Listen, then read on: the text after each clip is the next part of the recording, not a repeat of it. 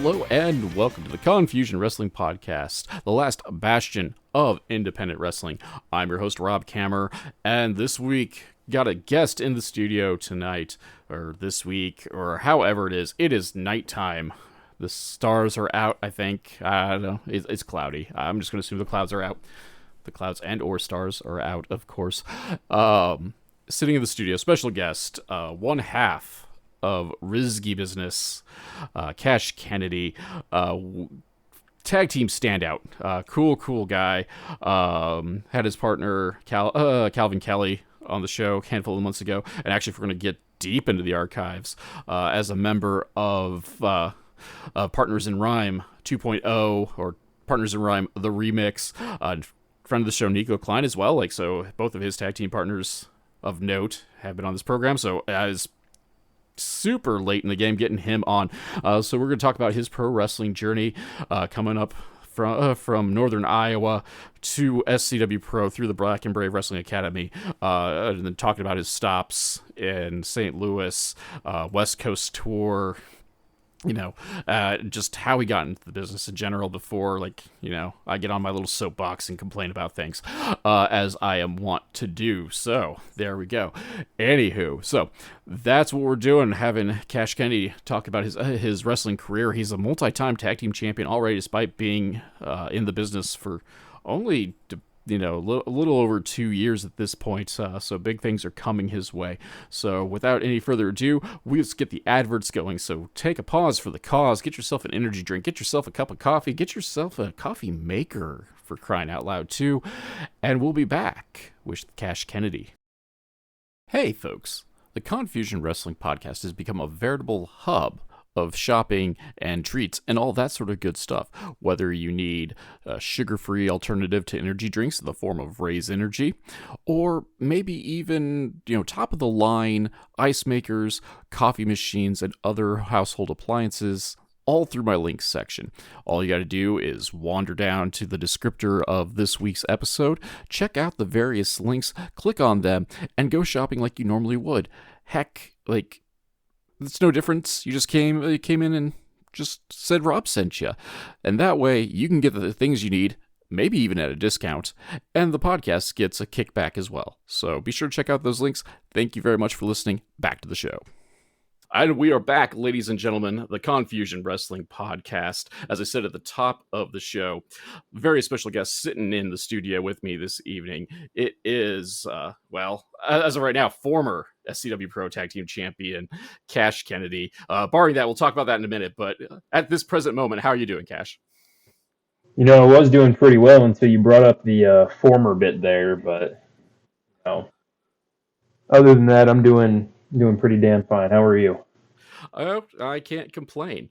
But we'll just kind of, I don't know, segue right into that, and then maybe we'll backtrack later. I don't know. I talk in circles, but yeah, that was some stuff. Because I don't know. This is I didn't tell you this when we when I reached out to you originally, but this podcast is kind of cursed when it comes to CW Pro Championships, and usually I get people on, and then they agree to come on, we set a date, and then they lose the title. Well, curse ain't broken yet. Yeah. I was just hoping maybe it'd be a little bit longer, but literally 2 days after we set the date, bad things happen, and some shenanigans too. What was that? Two separate teams won the championships. Yeah. So obviously, if you were at the show, you saw that Torrey Fox and Jared Thumb both scored a pinfall at the same time in our Tornado Triple Threat Tag Team match. It's a mess to say that. It's a mess to put it together, and you know what? We got her done, though. But, lost the titles in a very screwy finish, if you ask me. But next month, we'll get an opportunity to get them back, and I'll be a 5-time SCW Pro Tag Team Champion. That number's insane, because you've only been in SCW Pro, what, year and a half, 2 years? Even that? So my debut was in 2023, I believe it was July or August 2023 for my SCW debut. I debuted against Shug Shane Hollister at Durant Days, Durant, Iowa. I think it's called Durant Days. Some big celebration in Durant.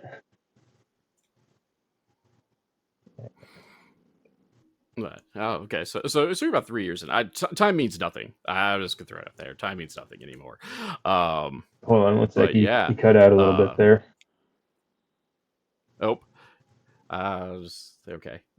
We'll note that. Say, but Okay. 3 years. Like that's Mm-hmm. time flies. Time means like next to nothing. Like post COVID, I don't know time frames Yeah, anymore. But everything still, just like, blended all together. Mm-hmm. but still, a four-time champ, soon to be five-time champ. And I guess before we kind of like talk about your the tag teams, I guess we should just pull it back and kind of talk about the origin story for a bit. So usually I start with the question, but like we had big news coming into the podcast.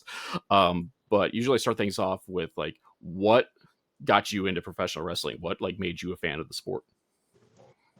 So I actually remember this very well.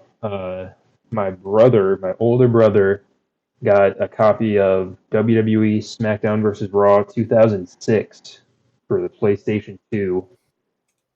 That would have been the game came out in probably 2005, I believe. But he was showing me the game, and immediately I was like enamored with it.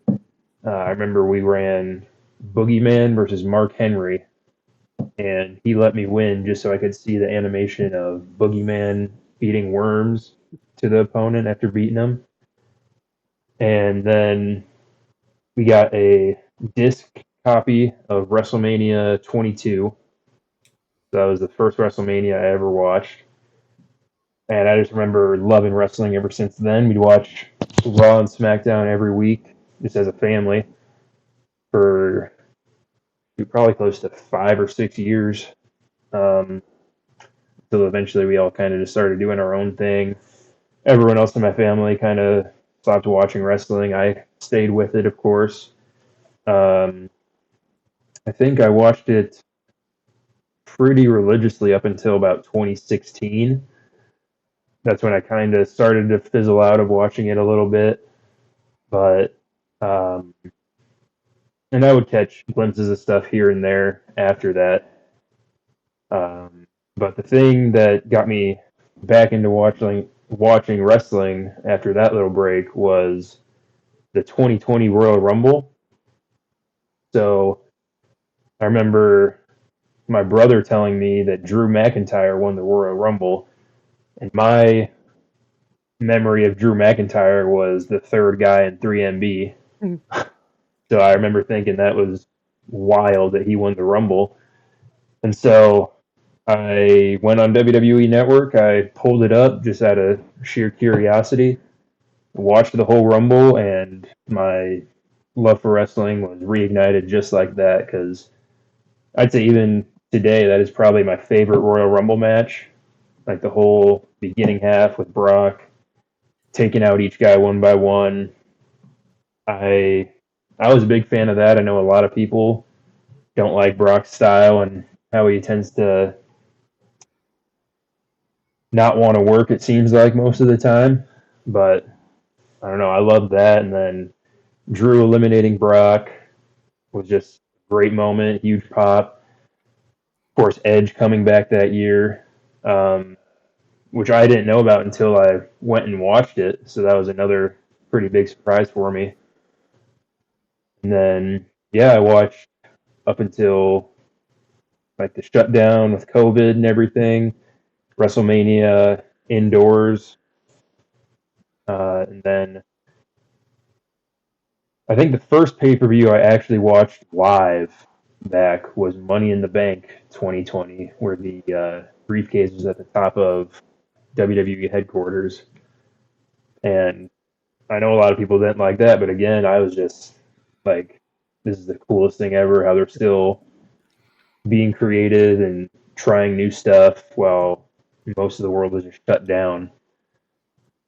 And then I'd been watching it for about a year. Started watching it again, um, and this guy I worked with up in Clear Lake, Iowa, which is my hometown, he was also into wrestling, and he brought up the fact that he was going to go down and train at Black and Brave Wrestling Academy with Seth Rollins, which at the time I didn't even know was a thing. I knew, of course, that Seth was from Iowa, but I didn't know he had a training school or even how like to step foot into the wrestling business like that. And so I looked into it. Me and him got to talking about it, and we agreed to sign up for the class at the same time so we could go train together and everything. And after we had that conversation, that was probably the last time I spoke to that dude. Hold on, let me adjust my camera quick. Yeah, me and him stopped talking. Just nothing bad happened or anything. It just kind of he got a new job and just kind of fizzled out, whatever. But he never ended up signing up for the class, and so I just went out on my own down to Davenport. Went through the training. I'm sure your other guests have gone through that pretty extensively. What training and what the training is like at Black and Brave. But yeah, it was a 3 months, probably the hardest thing I've done over a 3 month period in my life. Um, there was some times where I doubted if I could stick with it, if I could complete it, if this was for me. But yeah, I saw it through because I was uh, blessed enough to be in a class with guys like Casey Jacks, uh, Sean Murphy, who's a big wrestler up in Canada now, the Ashes, Zaire Qureshi, and Angelo Shaka. All those guys are just great dudes, top to bottom. And so, yeah, made it through the 3 months. Moved back up to Clear Lake for, I want to say, 7 or 8 months before I decided that if I was going to really take it seriously and have it be something that I was going to do for the rest of my life, I had to move back to Davenport, continue training at Black and Brave, and use this as kind of like a home base and just go to shows leaving from here. So that's what I did in July 2023. I moved down to Davenport and been living here ever since, doing my thing. Right on. There's a lot to unpack and a bunch of like little nerd questions. Like Yeah, for I sure. want to ask about that, but just in general, kind of just like all over the place. But I do want to like touch like because this is a I shouldn't say this is a Royal Rumble house. I am a fan of battle royals just in general, and the Mm-hmm. bigger and clusterier cluster. I'll make up my own words, but the biggest cluster they are, the better. Like I'm also a huge fan of WCW's World War III with three Mm-hmm. rings and 60 folk. But like honestly, like I would argue, and this might not be popular either, but like yeah, the Royal Rumble 2020 is probably Brock Lesnar's like finest appearance since he returned and started doing the Suplex City thing. Um, Definitely. like I wasn't a fan of him coming in because I knew he would just come in and destroy everyone, but like they made it work and they actually made a payoff to it. It wasn't just like lol Brock drops everyone on their head and he wins. Like they built up to a big moment for Drew McIntyre to eliminate him and just yeah, the pop when that happened was amazing. And then he had like the little things too, because like he was jerking around Ricochet at the moment, kind of running distraction, and then the whole moment between him and Keith Lee was kind of great too. Yeah, that was great. That was my first time ever seeing Keith Lee, so that's pretty dope. Uh, yeah, like and just for Brock just to kind of like sit back and be like, "You're a big boy. It's gonna be fun." Yeah. It was great. And then like you brought up Money in the Bank 2020, and I loved that. But I've also been on the record of how like I really love like a lot of stupid stuff in my wrestling. Like yes, Oh five yeah. star mat wrestling classics are great. They have their place. But if every match on the card is that, it doesn't mean anything. Yeah, it So kind like of you, loses the you luster a little bit. yeah, you gotta switch things up every now and again, and it was just a lot of just kind of stupid for the sake of stupid with uh like Asuka just starting the party jumping off the rafters, Baron Corbin casually murdering people. like was great. Yeah. I actually was a big fan of Brian Danielson's like intro where everyone is in there and they're all serious and they're like ready for the bell to ring, and Brian just shows up like, "Hey, we're gonna have some fun." Like, he just literally just comes in. It's like, "Who's ready to wrestle? Let's have fun." And everyone else is just so grr. They're all That was ready to great. go, and he's just there for a good time. Yeah, he's just there for and then they gave it to Otis, which I think they botched. Like they should have let Otis at least cash in the belt, but or cash in the briefcase, but Yeah, also just for sure. Otis, who's over AF at the moment too, was crazy go nuts. Oh yeah. But yeah, so but you moved to Davenport, the bustling city of Davenport, Iowa. Oh yeah. Yeah, I mean it's the biggest of the Quad Cities, and it's not Yeah, by quite a Quad. bit too. Like, Oh yeah, like it's ridiculous. Like it's bigger than like the rest. Well, okay, Quad Cities is a misnomer because there's like 8 cities that are yeah, I learned approximately. that pretty quick when I got here. I'm not a recent transplant, but like that's one of the things. Like I always just assumed the Quad Cities were like X, like these number of cities, and then my now wife is just like, no, like it's actually these cities. It's not even like the ones you're thinking of necessarily. Like so, like evidently Bettendorf's not technically the Quad City in the Quad Cities, even though it's like Wait, what? Really? yeah. Evidently, the actual like Quad Cities that make up the official is. Someone correct me if I brain fart this, but I want if I remember correctly, it's Davenport, Moline, Rock Island, and Milan, I believe. Really? Yeah, Bettendorf just not in it Bettendorf's too unofficially? good for us. Yeah, I guess so. Shoot. I mean, going to Bettendorf and seeing some of the areas, I believe it. So, Oh yeah, they definitely would be like, yeah, they definitely think they're better we're than not gonna us. mess with all that. Yeah. I mean, I was gonna like talk trash for, but I'm like I'm on the like okay, I guess I'm not in Rock Island, so it's fine. I'll just trash talk some. Yeah. Throw him under the bus, the Rock Island dweller. Could be worse. You could be from Rock Island. It could be. Absolutely. Um, being from but so be how so how big was this town you came from then? If you're moving up to the big city, just Yeah, so Clear Lake, it's a little tourist town. It's got a population of about 7,000 people most of the year, but then in the summer, it would shoot up to 30 or 40,000. So it drew pretty big during the summer, but it was just too small for anything to go down any other time of year. that's crazy go nuts because I've lived the small town life, but my small town doesn't do travel or tourist stuff. So like, Hmm. what's that like going from like barely big enough to have a Walmart to like pretty good size overall, comparatively speaking? Yeah, I mean, it was like when I first came down here, it was a bit like odd because of how many one ways there are in Davenport alone. Like that was one thing I noticed. Like pretty much every, I want to say almost every main street, like downtown, Brady, Harris, they're all one ways, which I kind of had to get used to a little bit because not a whole lot of one ways in a town of 7,000. Uh, Traffic was something that didn't really bother me because, like I said, when the population in the summer in Clear Lake would get up to like 30,000 people, it'd be more jammed up there than it ever has been down here. So, and we had one high school in my hometown. There's like 3 or 4 in Davenport alone, which I thought was wild because I didn't think, even with how big Davenport is, that they need that many high schools. But what do I know? I can't say anything because we only had one high school.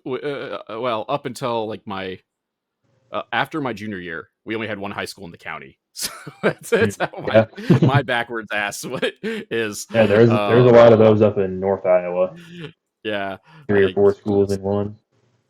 yeah, like we had 2, and then one like decided there wasn't enough kids in it, so it disbanded, and like their students had to go like to 3, like they had their choice of like 3 different high schools to go to because it was like border. We'll call it a border town of the county, and so they could go.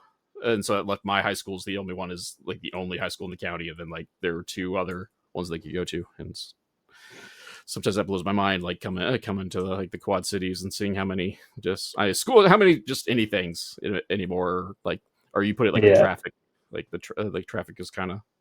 I was used to like going like 15 miles in like 20 minutes, and now Hmm. it like takes me 10 minutes to get down the hill in Moline. It's Yeah. frustrating. Yeah, that's Um, another thing is how long it takes to drive everywhere because everything seems so spread out. I mean, it could be worse. I went to Boston over the summer, and turns out Salem is Oh, only like 10 miles away, and it took an hour to get to Salem yeah. because the traffic is atrocious. And hated it. I have hated every moment of that. But I could fill a whole podcast of my hatred of my trip to Salem. But don't let the wife hear that because she loved it. Well, I didn't love that part of it because we were planning on going back to Boston for a day, and that didn't work out because we hated the traffic that much. But anyway, as I said, I could fill a whole podcast of me like hating civilization. But we're here to talk about you and your wrestling career. So, transplanted over to the Black and Brave, trained under WWE superstar Seth Rollins and Merrick Brave. Who runs the kind of the day to day, plus with his various assistants, most notably Matt Mayday, formerly known as Crotch. I do have to like ask because I know like everybody that I've had that's come through Black Brave doors like has given their given like certain takes and they've all kind of agreed, but like for you, what was it like to train under I know again like I know Seth wasn't there day to day, but like what was it like to like we'll say one train under like a man with the worldwide notoriety of Seth Rollins. I mean, current WWE champion or whichever belt it technically is, and then just talk about the experience working with kind of like some of the unsung heroes of the independence of like Merrick Brave and Crotch. Yeah, so I didn't actually, I mean, no offense to either of them, but I didn't know who Merrick Brave or Crotch were until I started looking into it. But it was great. Like, yeah, Seth wasn't there really that much during my class, but I feel like with how well Merrick and Crotch do anyways, it he didn't really need to be there. But there was like you can always tell there are some people who are only there to meet Seth Rollins, and they're pretty easy to spot. But everyone in my class, like we knew what we were doing. We knew why we came here. Uh, Truth be told, the only reason I picked Black and Brave over like Nightmare Factory or some other big name school was location. Like, that was the biggest factor for me. It wasn't just like be trained by Seth Rollins because I knew that there were a lot of uh, prestigious wrestling schools that I could have gone to. Obviously, Black and Brave is probably the top one, anyways. But yeah, it was like there was definitely a vibe shift, kind of, when Seth would be there in class because it was like, all right, now it's really game time. But no, it didn't really have any major effects on us at all. Obviously, American Crotch know what they're doing. Two great trainers who, yeah, they can get by just fine without Colby there. But when he is there, like I said, the work rate just goes up. So You got to impress the boss, right? yeah, exactly. That's how it works in like any line of work, right? Yeah. Boss is on site, a game. Hmm. But yeah, like, and that's kind of like what I get is like, and like that's I don't want to say it's every wrestling school, but like any wrestling school that has like a name attached to it seems like is the name draws people there, and then the bulk, and that's not always the case. I don't want to make broad generalizations, of course, but the name is there for advertising, and then the meat and potatoes are done usually by a crack training staff in one way, shape, or form. And no offense intended to Seth, because I've heard nothing but positive things about his training style. But the Oh meat yeah, and no, he's potatoes, great. Yeah. the meat and potatoes are American Crotch, Hmm. and But and you know and obviously it's working out. It's a WWE ID school. People are killing it all over the country. I mean, Nathan Frazier's multiple time. I'm not good on my title lineages in NXT, but NXT Tag Team Champion. Mhm. My as much as I don't want to, I don't like giving him credit. Things like the one called Manders is allegedly killing it across the country. Your Allegedly. for allegedly, at least according to Pro Wrestling Illustrated in their PWI rankings. Um, you know, but in your case, four-time SCW Pro Tag Team Champion. And your first one, like we associate you now with Rizzky Business with Calvin Kelly, but Mhm. like you can't your first tag team gold, or I guess it's silver since it's SCW Pro, with Niko Kline. Like how did the remix Partners in Rhyme 2.0 come about? Yeah, big silver and red straps. First time I won those was with Nico. We started tagging not too long after I debuted. He was, of course, in a tag team with MFG, Partners in Rhyme, but MFG had to move back home for a little bit, and Nico needed a new tag partner, and we just saw an opportunity to do some pretty big things with that, and so we started tagging together. Won the tag titles pretty early on into us tagging. Um, let's see. I don't even think we tagged for even a year. No, we wouldn't Uh, have because. And then Nico went off, kind of started doing his own thing. Um, I'll let him touch on that if he ever decides to come back and do one of these. But I knew I wanted to stay in the tag team division just because tag teaming, in my opinion, is more fun than just a regular one-on-one match, or at least has you can do more with tag team, I think, than you can with just a basic one-on-one. Um, and so yeah, I wanted to stay in a tag team. Merrick wanted to keep me in a tag team, and perfect timing because another pretty face walked in the door, Calvin Kelly. And I think he only had a handful of matches as well before I started tagging with him, and just been history from there. you bring up liking to be in tag teams. Have you always been kind of a tag team fan, or is this something that you picked up like once you crossed the metaphorical guardrail yourself?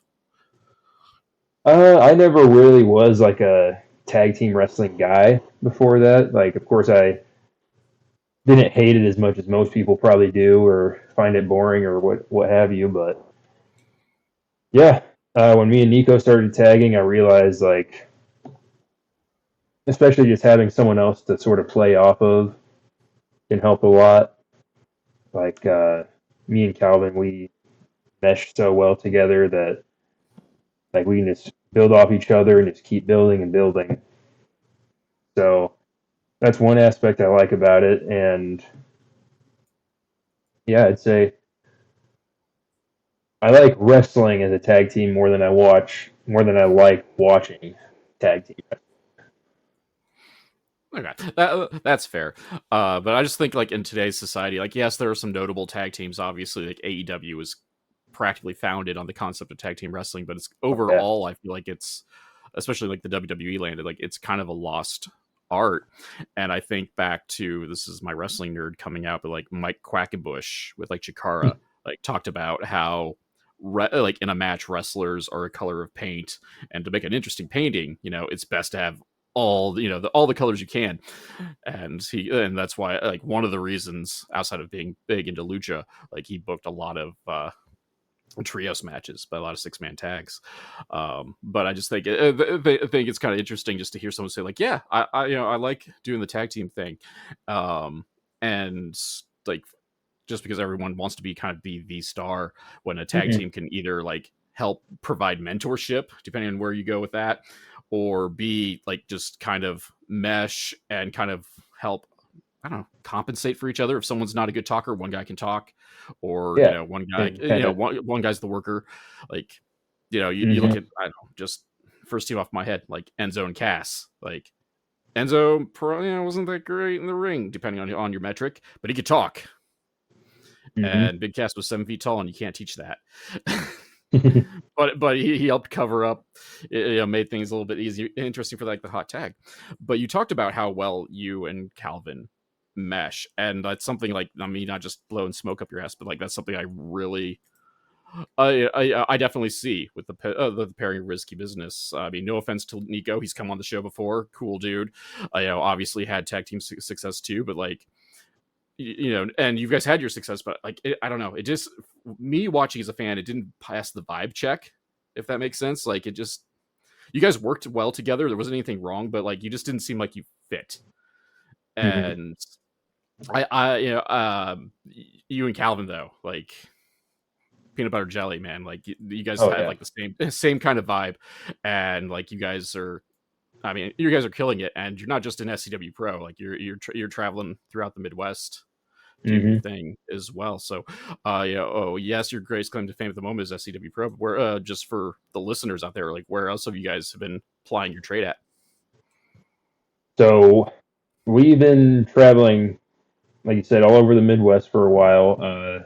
Earlier this summer, we went out to California and Utah and got to spread the love out there.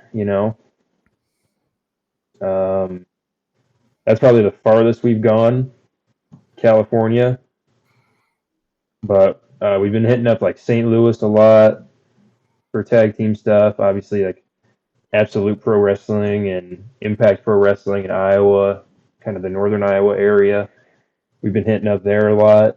Uh, yeah, and like you said, with me and Niko not really meshing together or as well as me and Calvin did, that can kind of be just attributed to me not really knowing like where I was at the time because I was obviously still so green, still so fresh.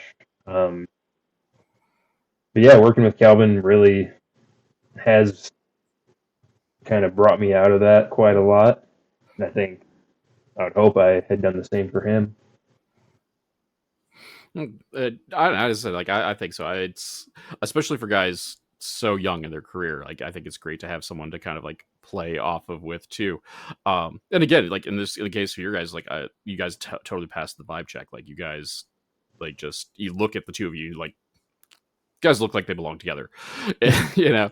Oh, Mm-hmm. but I think it's something like you talked about, kind of, traveling up and down, like, we'll say the Iowa Illinois corridor. Like, I think the Midwest independent scene is kind of like underrated at the moment, because there are quite a few like promotions that you could hit up in a relatively short drive, comparatively speaking.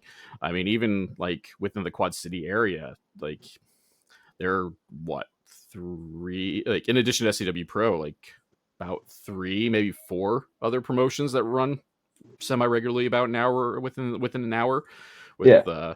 yeah, because you have, most notably Dreamwave, Mm-hmm. which brings in, world class talent, but we also have Zawa running around, and Honor Among Wrestling, and then like that's just an hour. That's not travel. That's not counting like the 2.5 hour drive to Chicago. Like, the trip to St. Louis isn't horrible. That's Yeah, it's about 4 hours. You make the trip so many times, kind of you get used to it pretty fast. And like, I would argue like the St. Louis scene is at least on par with the Chicago scene. It just doesn't get near the recommendation, the flowers it does with, like, Anarchy. I know, Epic does, Mm-hmm. a little bit, does a bit down around that area. Um, and there's one more that I'm totally blanking on that I watch every now and again too. That is just, Glory Pro. Glory Pro. That is Mm-hmm. it. Like those three alone, like, are doing some pretty quality work. Oh yeah, they're bringing That way in too. big names just like the Chicago places are too, and not even just that. Like you said, their quality of their shows is like just on par with everything going on in Chicago. They just don't have the name value that Chicago has. I think it's just, the sheer, like, Chicago's a hub and people don't see St. Louis as a hub, even though, like, Hmm. it's just a good sized area, but it doesn't have, I don't know, O'Hare or something to bring everyone into. Right. But now, like, they bring some solid, and like even their core groups, like, that are from the area, are like pretty killer. Because I know I one of my hobbies is looking at cage match, and I've made fun of for it because it's not accurate. Well, like, it's not an opinion piece, it's just lists. People, come on. But like I you like the it, I've seen some of the folks you got to work with in the St. Louis area, but like most notably, I saw, just for my nerd heart, Rizzky Business versus, was it Dan the Dad and Santa Chiva? Was that the match I'm Santa thinking of? Chiva, right? Yeah. Like, I love Dan the Dad. Like, his like autograph is like one of my favorites, just because he's proud of me and he's a dad, and that's a soft spot. But like, I gotta ask, like, and it's been a bit, but what's it like working a goat, and now a goat that's Santa Claus, I guess. Like, especially like we're so relatively young into your career, like, working with a character such as that, and I guess like Dan the Dad too, because he does a lot of shtick within his character as well. Yeah, so that was probably, I think, only the third or fourth time me and Calvin had tagged together. So we were still trying to like figure ourselves out a little bit, but Dan the Dad was just he's so smart about everything, and he just knows how to get everything in that we need to. So it's super nice working with him. Obviously, Santa Chiva, he's he gets over very well, of course, especially around the Christmas time, which was around the time that match happened. But yeah, it was great working with them. Dan the Dad, like I said, super smart, super helpful with everything. Like throughout the match, we were just talking. Uh, After the match, gave us some pretty good critiques that we've still been carrying with us to this day. As I said, yeah, I love Dan the Dad, and again, like, do the nerd stuff. Like, watched him try to light someone on fire once. That was fun. He tried to have a barbecue in a match, and ultimately lost the match because he couldn't get the door to light, or he couldn't get the door to light, but he also couldn't get the gas out too. I'm like, now it's my memory's so fogged that I'm telling half truths. Couldn't get the gas can off because it's one of those. I assume it's one of those ones where you have to line up the arrow to pull the cap off of it, Mm-hmm. and lost the match because he's so focused on setting a table on fire, and didn't notice Tyler Breeze and Matthew Palmer still wrestling in the match. And I recommend anyone watch it. If you have a Triller TV account, Mm-hmm. Revolver Redacted is the show, and it was the match was labeled the funnest match ever. And I don't know if it was the funnest match ever, but it was amazing if you like that sort of shtick. And I was there live for that, watching Tyler Breeze come out like Goldberg. Dan the Dad came out like John Cena, and it had a whole bunch of dads come out, which was Oh yeah, fucking amazing. So Fatal yeah, 25. so it had a bunch of dudes in polo shirts, ball caps, and khaki shorts, like, lining the entranceway, and he come out doing the John Cena entrance. That's And then, of awesome. course, the true highlight was Matthew Palmer coming out like Frankenfurter from Rocky Horror Picture Show. Like, they were all impersonating wrestlers, and then Mm-hmm. he had to one up everyone and came out in fishnets and a corset and heels, which is what impressed Don the most, was that he did his entrance in heels, or at least most of it. He kicked him off by the time he like slid into the ring.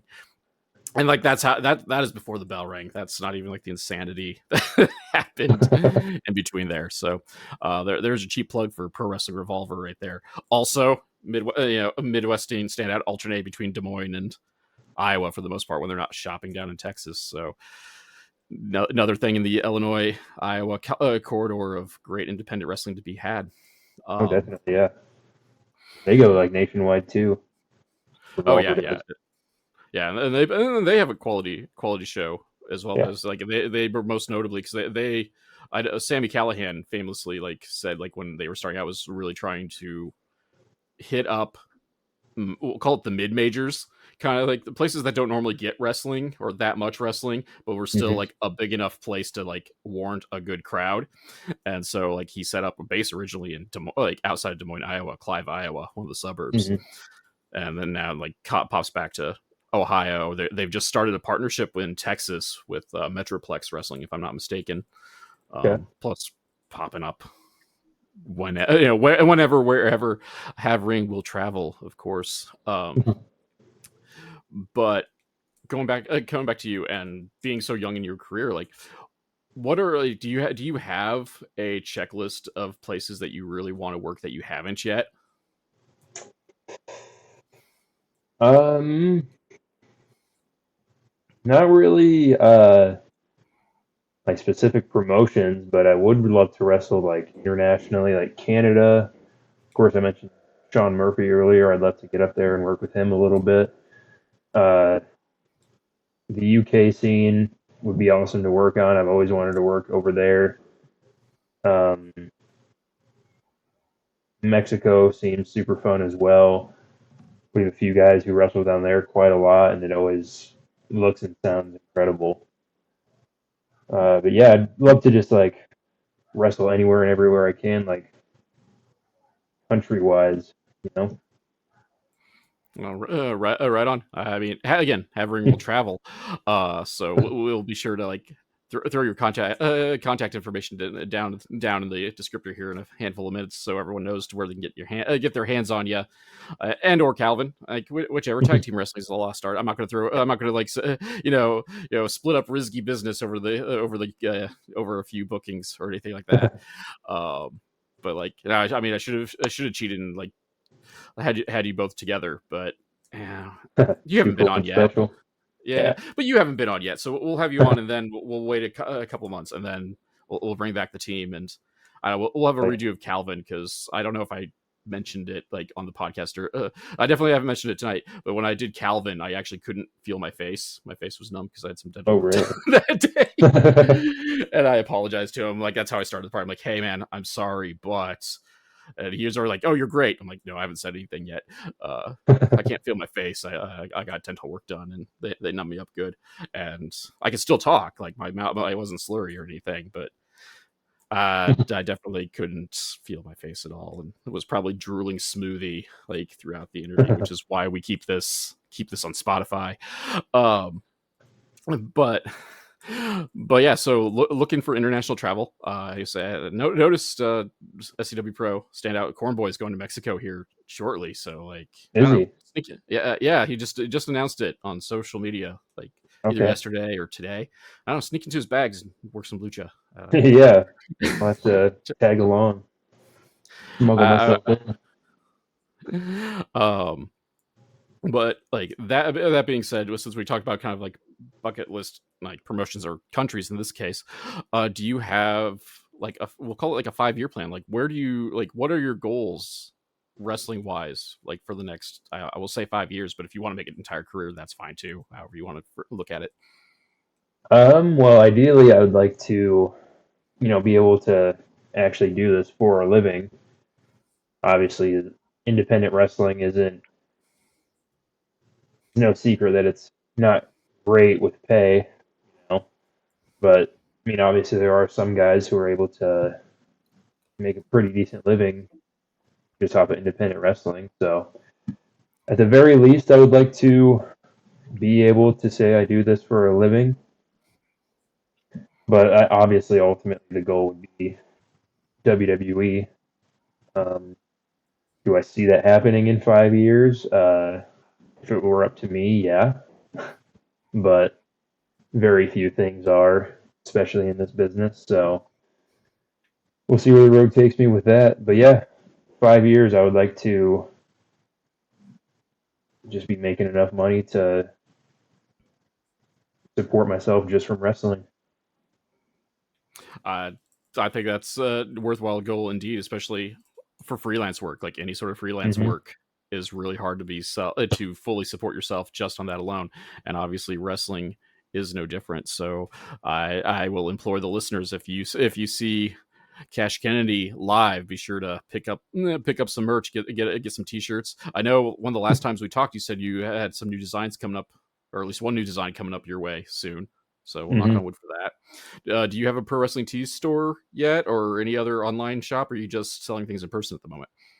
Just in person right now. I've been meaning to get something set up or start to get something set up, like a big cartel site or, like you said, Pro Wrestling Tees or something like that. Because, yeah, we ran out of shirts very quickly that first batch. So I'd like to have something that anyone can just hop on there and order whenever they want one. No, I got lucky. I got in while you guys still had like the big sizes to fit my fat behind. So which I didn't like. I mean, again, this is not normally a video podcast, but I didn't even like bother to cheap pander and wear my Rizzky Business T-shirt for the interview. But I guess you're not either. So No, I yeah, actually don't have one. Yeah, from that first batch of Risky Business shirts, I did have a couple. I had one that I wore, one that I kept just for like personal use. Then I had one that I would for our entrance when we wore them out for our entrances, and I ended up losing both of them. So ironically, wow, neither I don't think Calvin has one either. So yeah, neither me or Calvin have an OG Risky Business shirt anymore. that was probably because people like me steal them when you leave them in the ring. Because Exactly. I've totally done that in the past. That's how and don't tell anyone except I've said it on the podcast before. That's how I got my Marcus Crane T-shirt. They Oh just left yeah. it in they left it in the ring for like 15 minutes after the show. Like they were like getting ready to like, tear things down. The shirt was just still sitting in the corner. Like Hey, Tyler finders Pregel keepers, didn't man. throw. Well, most guys like throw shirts at the ring announcer or a manager, valet, security, and he didn't. He just sat in the corner. And Up like there. I was saying, because it was an outdoor show at the beer stube, so I was talking with the people I was with, just hanging out and prolonging the night just a little bit longer. And finally, just like they were taking down the ring, and like no one touched the shirt. So I'm like, he's a big dude. Snag that So quick, yeah. so if you ever see me wearing a Marcus Crane T-shirt at SCW Pro or anywhere, I took that from Tyler Pregel. That's I'll keep that in mind. Stolen but valor. Stolen Valor. Though, like, I'll throw like at least one member of my family bought a Marcus Crane T-shirt. My mother, of all people, bought a Marcus Crane Sandworm T-shirt, which Oh yeah. was odd to me because she was like she was pushing 60 about that, and now she's wearing would walk around with this neon green and purple, like almost glow in the dark Marcus Crane T-shirt Hell yeah. because the price was right, and she actually paid for it, so I mean the price actually was right, and actually went Oh, like there to the you go. bathroom and put it on right away and come come back out with it, and it was great.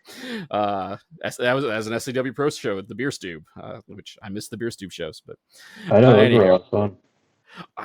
uh, oh, the atmosphere was so great, and like my Mhm. favorite, the favorite best show I've ever been, like my favorite SCW Pro I've ever been to, which makes you sad because this was like 10 years ago, but the event got crashed by a wedding party.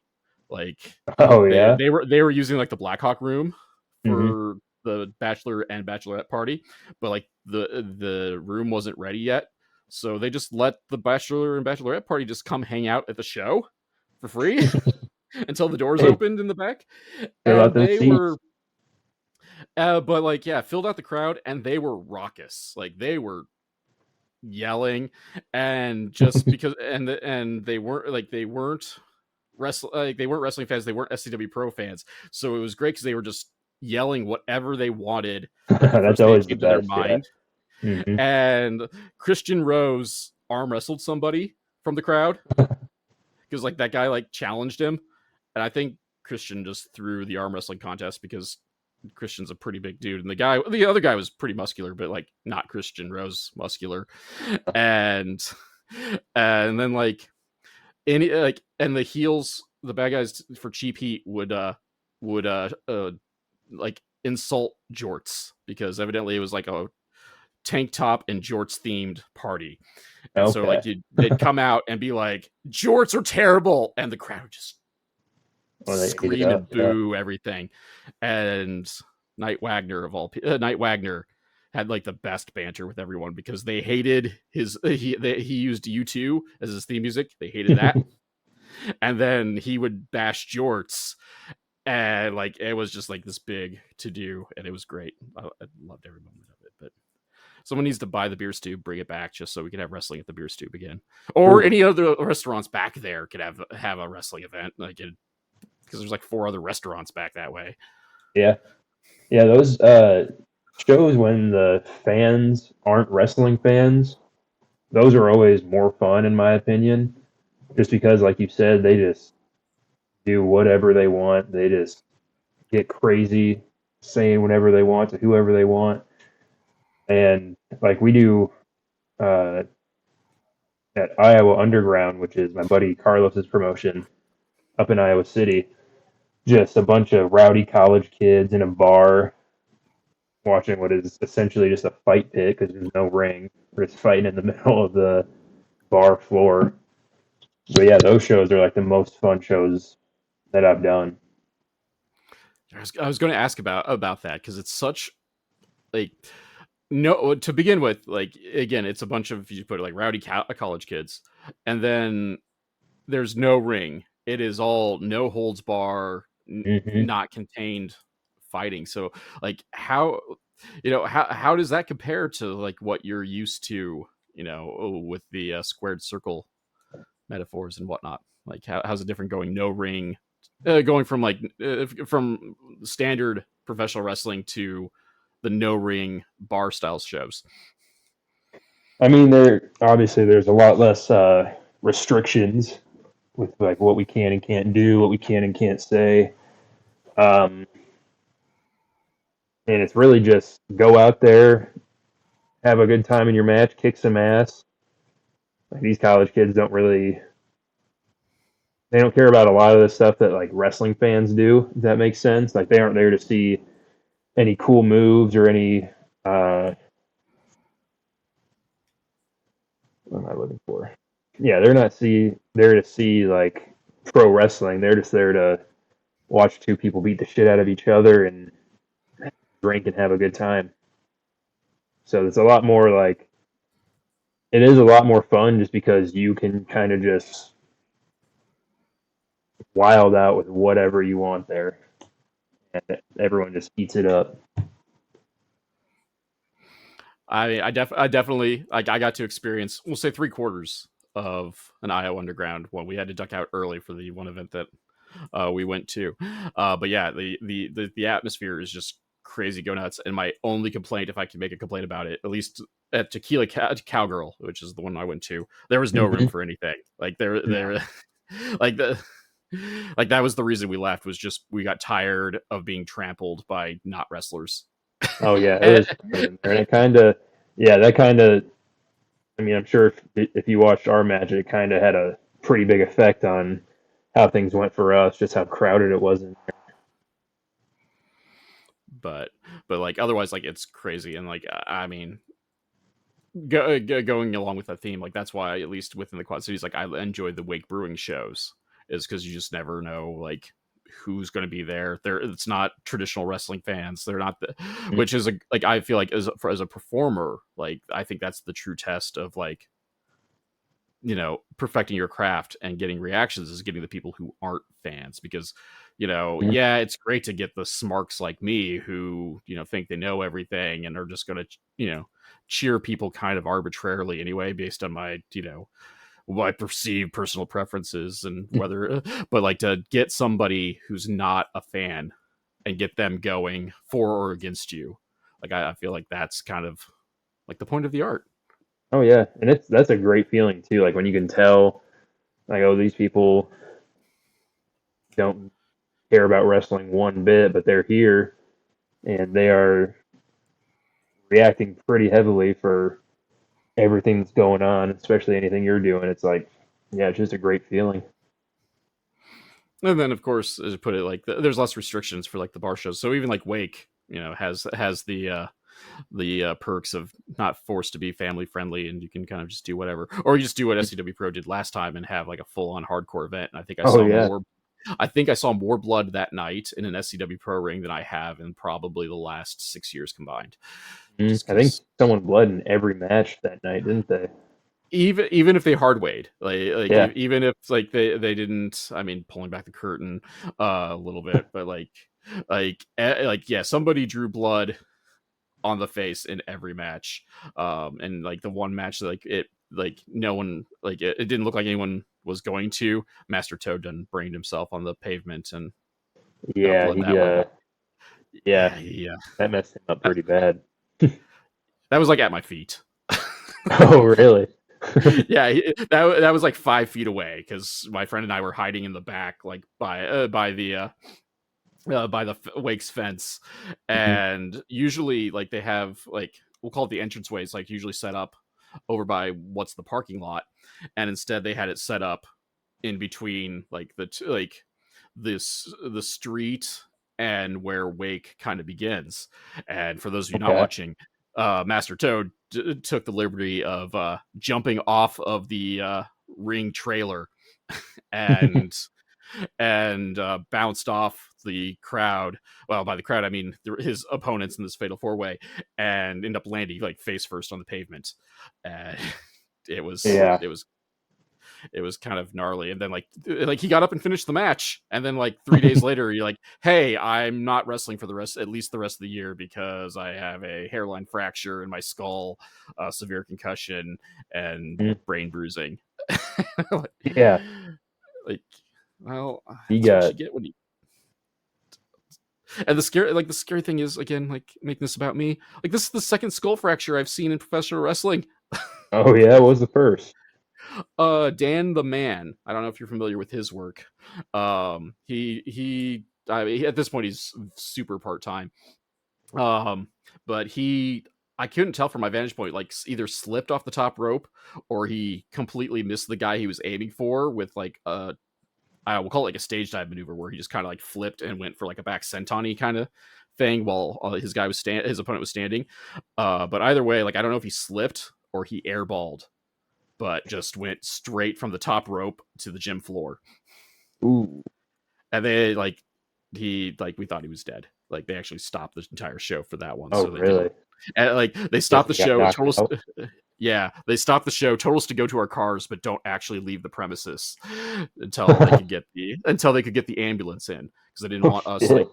they didn't want us scurrying out and blocking the ambulance as we were trying to like just make a regular exit. So they just told us to go to our vehicles and just chill until you saw the ambulance leave. Right. And like yeah, it was effing scary.